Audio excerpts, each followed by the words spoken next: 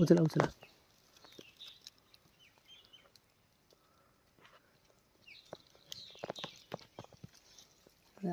काय कळलं ना मला.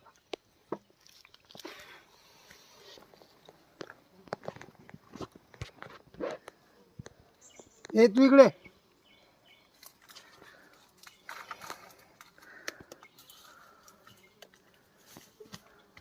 इथे इथे इथे इथे इथे तिथे ठेवत नाही.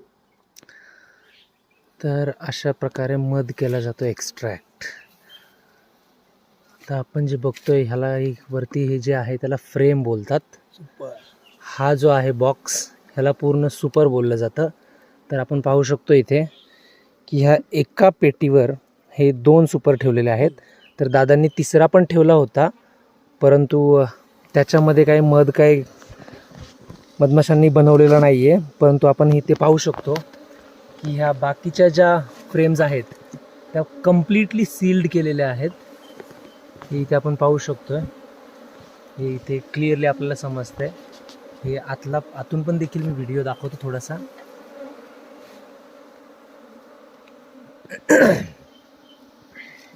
तर आपण पाहू शकतो की इथे मधमाशा देखील किती आहेत, परंतु त्याच्यामधून देखील हे एवढं मध गोळा करणं ही सोपी गोष्ट नाही आहे. कारण की आता किती मधमाशा चावतात, त्याचा त्रास किती सहन करावा लागतो हे आपण इमॅजिन देखील नाही करू शकत खरं तर. इथे मधमाशा पाहू शकतो आपण.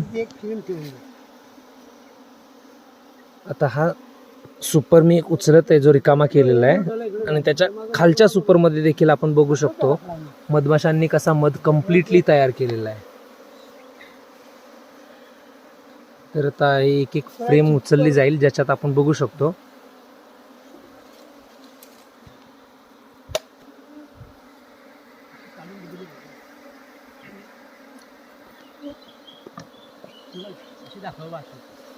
थांबा ना, ते उचलल्यानंतर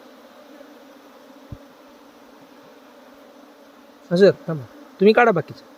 आता इथे आपण बघू शकतो की हे जे मधमाशा आहेत त्यांनी हे बी वॅक्सनी कसं हे कम्प्लिटली सील्ड केलेलं आहे. हे ज्याच्या आतमध्ये मध आपण हा खाली कॉर्नर्सला पाहू शकतो. हे क्लिअरली मध दिसतोय जो, पण त्याच्यामध्ये हे बाकीचे जे आहे ते बी वॅक्सनी सील्ड केलेलं आहे.